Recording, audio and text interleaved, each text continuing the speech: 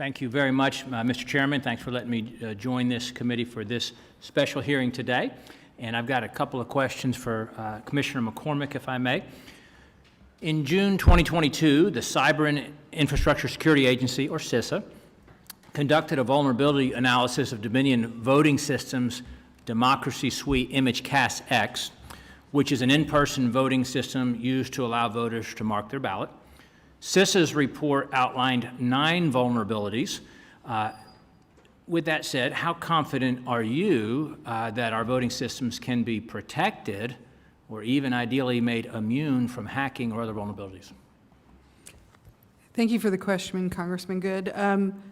No system is immune from attack, but we do our best to protect the systems. And we are working to increase the security on our systems with our new VVSG 2.0 requirements. And additionally, we will be starting a consolidated vulnerability disclosure program to make sure that any kind of vulnerabilities are identified and addressed in a very efficient and quick manner to make sure that the voting systems remain secure. We also just going to see the report ourselves today, so we're interested in looking at that report, and we understood from the CISA's report of reviewing the Dominion machines that most of those vulnerabilities have been closed. So if you were going to compare how protected versus how vulnerable, say, in November 2020, compared to how you hope it to be in 24, how would you sort of quantify that in a guesstimate, an estimate?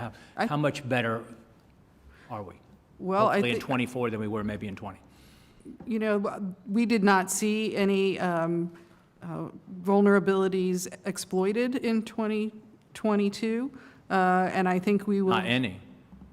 We didn't see them exploited, no, sir. And we believe that the machines were secure in 2022, and they will be secure or more secure in 2024. Well, we all certainly hope so and trust so. The National Election Defense Coalition, according to them, has said that e-voting machines have added and subtracted votes not cast by voters, changed voters' choices on the screen, given voters the wrong ballot, passed pre-election testing, and failed on election day. You know, they passed the pre-election testing, but they failed on election day, reversed election outcomes, broken down generally, and just caused long lines during elections. That is according to the National Election Defense Coalition. And I will tell you, we held a roundtable discussion on this issue in my district, 3 members of Congress and a number of state delegates and senators in Virginia, and had some experts come in. And I can tell you that I witnessed a demonstration, and I'm trying to bring it before this larger body. I and my colleagues witnessed a demonstration. This was a few months ago, apart from an actual election. It wasn't part of but where a tech expert appeared to hack into the voting systems and change results before our very eyes. We watched it happen, change things, change them back to show us how easy it was to do. The CISA report, well, let me just pause. What is your reaction to that? I'm not aware of the demonstration that you're talking about. I'd be interested. You wouldn't be aware of that, right. But I'm saying I watched this by this, whom I believe to be a credible, trusted resource, do this before mine and 2 other colleagues' eyes, along with a number of other individuals that were there. And so what I mean is just the fact that that could possibly happen.